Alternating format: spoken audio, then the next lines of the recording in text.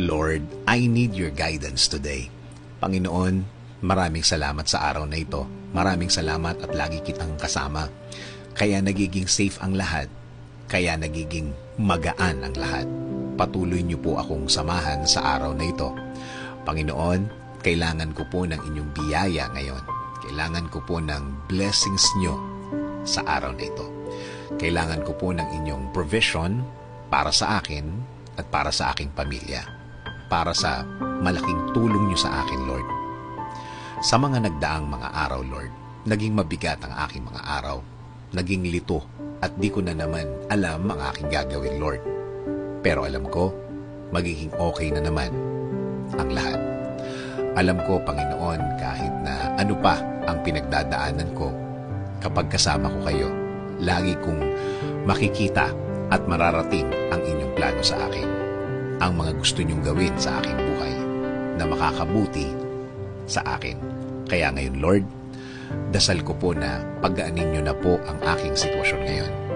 Bigyan niyo po ako ng wisdom para mas maintindihan ko po ang aking pinagdadaanan ngayon.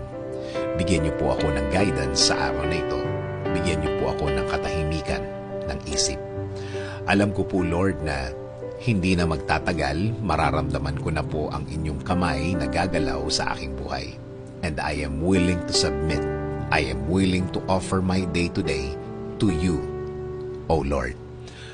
Alam ko po kapag kasama ko kayo, kasama ko ang inyong mga blessings. Alam ko po na kasama ko ang mga solusyon sa aking buhay. Solusyon na magiging sagot sa aking mga nararanasan ngayon. Kaya Lord, patuloy niyo pong pasukin ang aking buhay. Patuloy niyo po itong lagyan ng katahimikan. Gawin niyo po sa aking buhay ang magandang plano ninyo. Alam ko po na kapag ang plano ninyo ang mangyayari sa aking buhay, ito ay magiging tama. Ito ay magiging tahimik. Lord, itinataas ko din po ang aking bayan. Patuloy niyo pong i-guide ang aming bansa. Patuloy niyo pong i-bless ang mga namumuno sa aming gobyerno. Make them safe and make them wiser every day. Salamat, salamat Panginoon sa inyong biyaya